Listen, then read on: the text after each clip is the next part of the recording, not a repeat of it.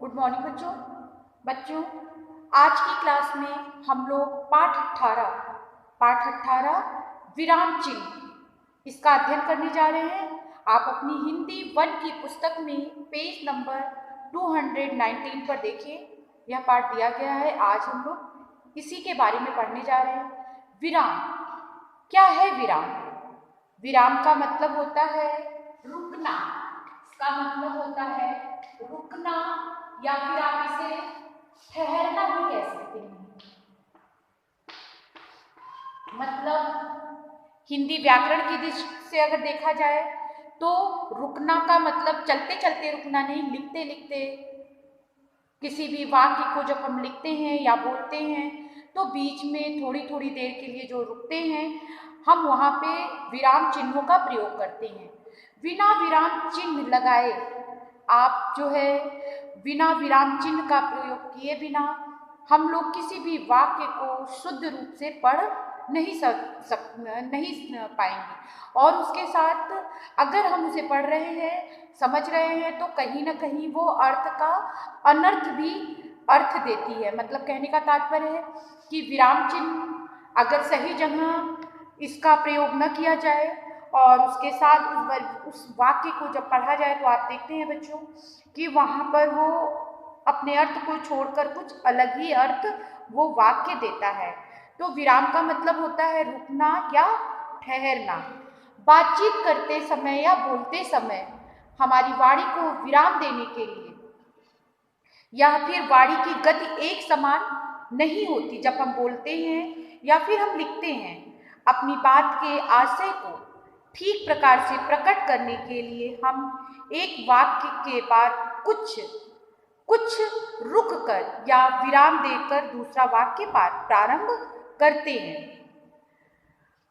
यदि इन स्थानों पर मतलब सही जगह पर विराम चिन्हों को प्रयोग न हो तो अर्थ का अनर्थ भी हो जाता है। अनर्थ का मतलब कि वह अपने अर्थ को छोड़कर एक अलग ही अर्थ वो वाक्य देगा। जैसे आप उदाहरण के जरिए समझने का कोशिश कीजिए। जैसे मान लीजिए बच्चों, मैंने एक शब्द लिखा डरो मत चलो, ठीक, ये भी एक वाक्य है। दूसरा वाक्य फिर हमने लिखा डरो मत चलो, वाक्य एक ही है। आप देखिए वाक्य एक ही है। और अगर हमने यहाँ पे विराम चिन्ह का प्रयोग कर दिया, यहाँ पे अल्पविराम लगा दिया, डरो के बाद अल्पविराम मत चलो, और यहाँ पे डरो मत के बाद अल्पविराम, ये आपका पहला वाक्य है और दूसरा वाक्य है। अब आप इस वाक्य को पढ़िए, डरो अल्पविराम है तो आप थोड़ा सा यहाँ पे रुकेंगे, डरो मत चलो। तो आप देखिए यहाँ पे वो अर्थ क्या निकला, डरो मत चलो, मतलब डरो आगे मत बढ़ो, मत चलो।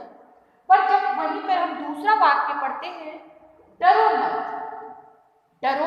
मतलब डरो मत चलो, तो आप देखिए आपका वाक्य एक ही है, पर विराम चिन्ह की जगह बदलने से उस वाक्य का पूरा अर्थ बदल जा रहा है। जैसा कि मैंने अभी पहले भी कहा कि अर्थ का अनर्थ हो जाता है। अगर हम विराम चिन्हों का प्रयोग सही जगह नहीं करते हैं तो अर्थ का अनर्थ भी हो जाता है। जैसे कि आपका पहला वाक्य डरो मत चलो, यहाँ पे इस वाक्य में ये न चलने का भाव है, यहाँ पे ये बताया गया है कि डरो मत चलो।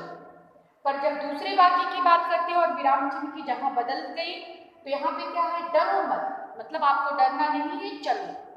तो इस तरीके से विराम चिन्हों के सही जगह प्रयोग न करने से अर्थ का अनर्थ भी होता है। तो बच्चों देख लेते हैं इसकी परिभाषा क्या है। भाषा के लिखित रूप से विशेष स्थान पर रुकने का संकेत करने वाले चिन्हों को विराम चिन्ह कहते हैं।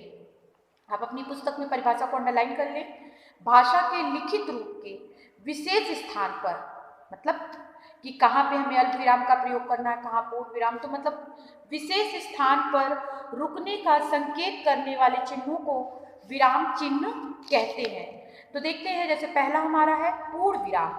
तो पूर्ण विराम जैसा कि आप जानते हैं बच्चों, पूर्ण विराम का चिन्ह इस तरीके से लगता है। ये आपका पूर्ण विराम है, मैं पूरा लिख रही हूँ, सारा आपकी पुस्तक में लिखा हुआ है पूर्ण विराम क्या है। पूर्ण विराम का प्रयोग सबसे पहले तो ये जान लेते हैं कि कितने विराम चिन्ह है। पूर्ण विराम, अर्ध विराम, विस्मयादि बोधक या संबंध बोधक चिन्ह, निर्देशक चिन्ह क्रमशः पढ़ते हैं। पूर्ण विराम, अल्प विराम, अर्ध विराम, प्रश्न सूचक, विस्मयादि बोधक या संबंध बोधक चिन्ह, उप विराम, निर्देशक चिन्ह या रेखा, विवरण चिन्ह, लाघव चिन्ह, उद्धरण चिन्ह, कोष्ठक, योजक या विभाजक चिन्ह, हस्तपद या त्रुटि पूरक चिन्ह। ये आपके विराम चिन्ह थे। अब हम इन विराम चिन्हों का विस्तार से जानेंगे। पहला आपका है पूर्ण विराम। पूर्ण विराम का प्रयोग प्रश्नवाचक तथा विस्मयादिवाचक वाक्यों को छोड़कर अन्य सभी प्रकार के वाक्यों को अंत में किया जाता है। मतलब जब एक पूरा वाक्य समाप्त होता है तो वहां पे हम पूर्ण विराम का प्रयोग करते हैं। जैसे सारा घर धूल से अट गया, या फिर आजकल सब काम मशीन से होता है। तो जहाँ पे एक वाक्य का पूरा अर्थ समाप्त होता है वहां पे हम पूर्ण विराम का प्रयोग करते हैं। पेश टर्न करिए। अल्प विराम। अल्प विराम क्या है? अल्प विराम का मतलब थोड़ा देर रुकना। जैसे यहाँ पे आपने अल्प विराम का ही प्रयोग किया है, थोड़ा सा, डरो मत चलो। ये यहाँ पे जो ये चिन्ह लगा ये अल्प विराम है। अल्प विराम और अर्ध विराम दो है। अर्ध विराम ज्यादा देर तक रुकना, अल्प विराम अर्ध विराम से थोड़ा कम रुकना।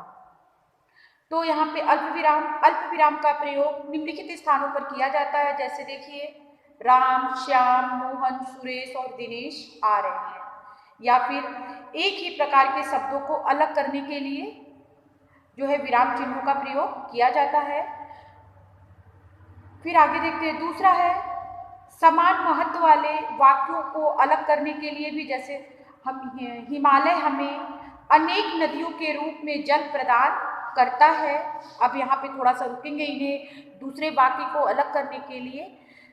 वर्षा में सहायक होता है तथा देश की सीमाओं की चौकसी करता है। उसी तरीके से ग और घ आप स्वयं पढ़ेंगे। तीसरा है बच्चों अर्ध विराम। सारे उदाहरणों को आप पढ़ते जाइएगा तो आपको और क्लियर स्पष्ट होता जाएगा। अर्ध विराम। अर्ध विराम क्या होता है? अल्प विराम से ज्यादा देर तक रुकना। जहां अल्प विराम से अधिक और पूर्ण विराम से कम। अर्थ जहां अल्प विराम से अधिक, अभी हम ये अल्प विराम की बात कर रहे थे, तो अल्प विराम से अधिक और पूर्ण विराम से कम रुकने को हम अर्ध विराम कहते हैं। अब आप देखिए, ये बच्चों आपका अल्प विराम है, पर जब एक डॉट लगा के जब हम ये बनाते हैं कि आपका अर्ध विराम है। ये अल्प है और ये अर्ध है। ये याद रखिएगा, अर्ध और अल्प के सिंबल में भी फर्क है। ये अल्प विराम है और ये अर्ध विराम है। जैसे कि आप देखिए यहाँ पे वाक्य दिया गया है, विभिन्न उपवाक्यों पर अधिक जोर देने के लिए, जैसे खूब मन लगाकर पढ़ो। खूब मन लगाकर पढ़ो, यहाँ पे अर्ध विराम का प्रयोग हुआ है ज्यादा देर तक रुकने के लिए। परीक्षा निकट आ गई है। उसी तरीके से अगला है आपका बच्चों चौथा प्रश्न चिन्ह, प्रश्नवाचक चिन्ह। इसे आप जानते हैं। यह चिन्ह प्रश्न सूचक वाक्यों के अंत में लगाया जाता है। जहाँ पे प्रश्न का भाव हो वहाँ पे इस चिन्ह का प्रयोग करते हैं। जैसे तुम कल कहाँ जाओगे, या फिर क्या रास्ते में डाकू मिलते हैं। अगला है विस्मयादि बोधक या संबंध बोधक चिन्ह।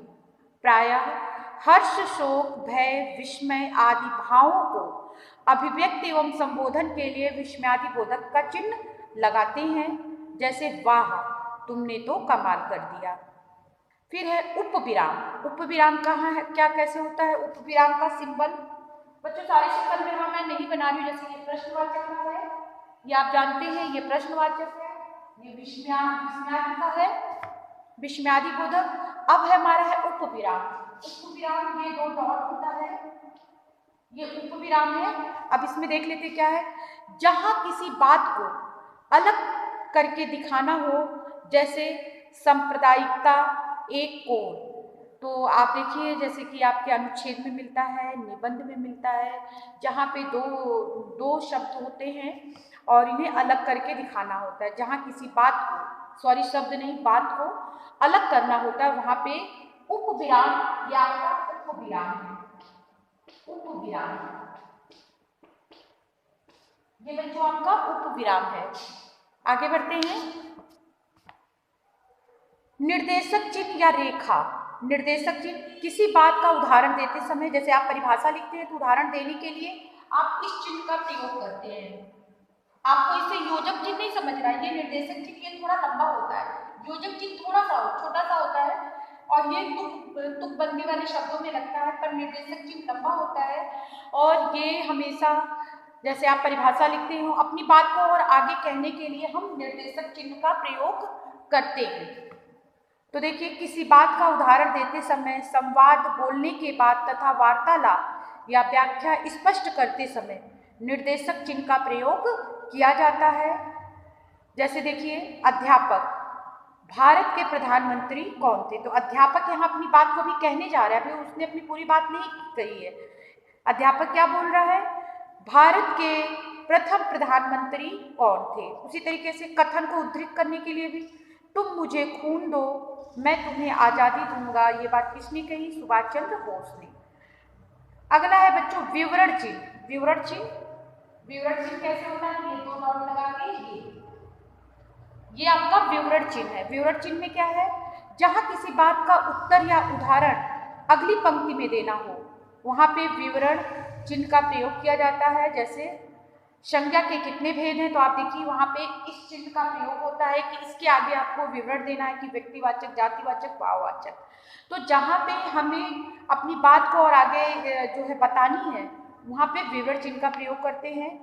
जहां किसी बात का उत्तर या उदाहरण अपनी पंक्ति में देना है, अगली पंक्ति में देना है, वहां पे विवरण चिन्ह का प्रयोग किया जाता है। अगला है लाघव चिन्ह। लाघव चिन्ह आप देखिए, छोटा सा गोला या एक डॉट, ये लाघव चिन्ह होता है। क्या है? शब्दों को संक्षिप्त रूप में लिखने के लिए इस चिन्ह का प्रयोग किया जाता है। शब्दों को संक्षिप्त रूप में लिखने के लिए इस चिन्ह का प्रयोग किया जाता है। जैसे डॉक्टर, तो पूरा डॉक्टर ना लिख के आपने डॉक्टर में ऐसे लिख दिया तो आपका सही है, ठीक। या फिर पंडित ऐसे लिख दिया, हमने सही किया। शब्दों को संक्षिप्त करने के लिए लाघव चिन्ह का प्रयोग किया जाता है। फिर है बच्चों उद्धरण चिन्ह। उद्धरण चिन्ह क्या है? उद्धरण चिन्ह को अवतरण चिन्ह भी कहते हैं। ये दो प्रकार के होते हैं, इकहरा और दोहरा। इकहरा आप यहाँ देखिए, इकहरा बच्चों ये इकहरा है और ये दोहरा है, ठीक है। दो प्रकार के होते हैं उद्धरण चिन्ह। इकहरा क्या है? पुस्तकों के नाम, उपनाम या व्यक्तिवाचक के नाम इकहरे उद्धरण चिन्हों के भीतर लिखे जाते हैं। जैसे कामायनी प्रसाद जी की प्रसिद्ध ग्रंथ है, या फिर सूर्यकांत त्रिपाठी निराला। तो यहाँ पे पुस्तकों के नाम हो, उनके उपनाम हो या व्यक्तिवाचक नाम, ठीक है, तो ये सारे इकहरे उद्धरण चिन्हों में लिखे जाते हैं। और जो है दूसरा, जब किसी व्यक्ति का कथन मूल रूप से लिखा जाता है तो वहाँ पे दोहरे उद्धरण चिन्ह का प्रयोग किया जाता है। जैसे नेहरू जी ने कहा था, क्या कहा था? आराम हराम है। तो यहाँ पे जब किसी व्यक्ति का कथन, किसी व्यक्ति का जो सिर्फ एक ही व्यक्ति ने वो बात कही हो, ऐसे व्यक्तियों के कथन को तो है दोहरे उद्धरण चिन्ह के अंतर्गत लिखा जाता है।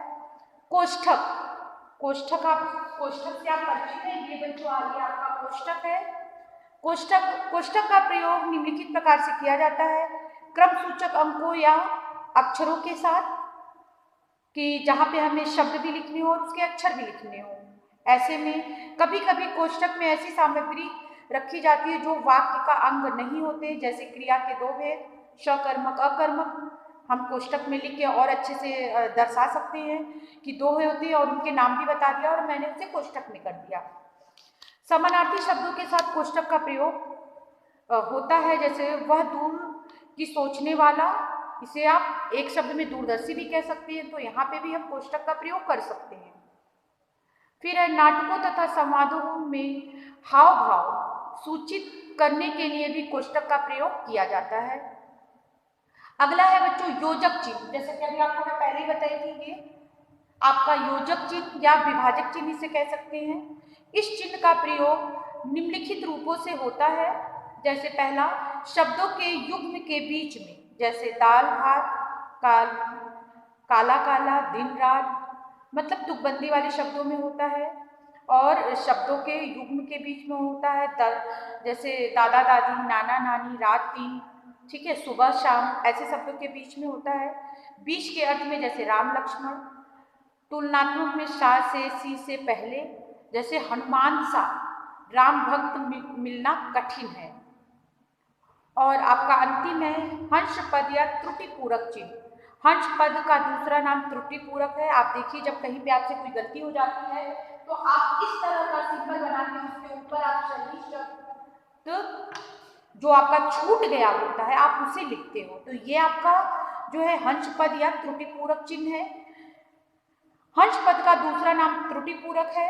लिखते समय यदि कभी कोई शब्द अथवा अंश छूट जाता है तो इस छूटे हुए स्थान पर हंस पद या त्रुटि पूरक चिन्ह लगाकर उनके ऊपर छूटा हुआ शब्द या अंश लिखा जाता है। जैसे दिल्ली की राजधानी है तो यहाँ पे भारत छूट गया है तो आपने हंस पद या त्रुटि पूरक चिन्ह का प्रयोग करके ऊपर आप भारत लिख दिए।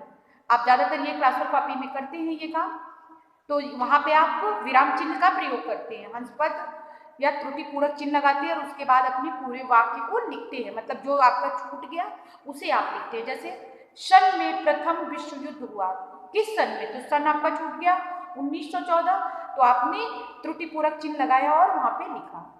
तो इस तरीके से बच्चों आपका पूरा विराम चिन्ह पूरा होता है। इस पूरे विराम चिन्ह पाठ का मैं आपको पीडीएफ तो दे दूंगी जिसे देखकर आप अपनी क्लास वर्क अपनी हिंदी वन की पुस्तक में ये पाठ को पूरा करेंगे और उसके साथ अभ्यास प्रश्नों को लिखेंगे पुस्तक में। और इस पूरे पाठ को आप स्वयं भी पढ़ेंगे। आओ दोहराएं, आप अच्छे से पढ़िएगा। अगली क्लास में फिर मिलेंगे बच्चे अगले टॉपिक के साथ। थैंक यू बच्चों।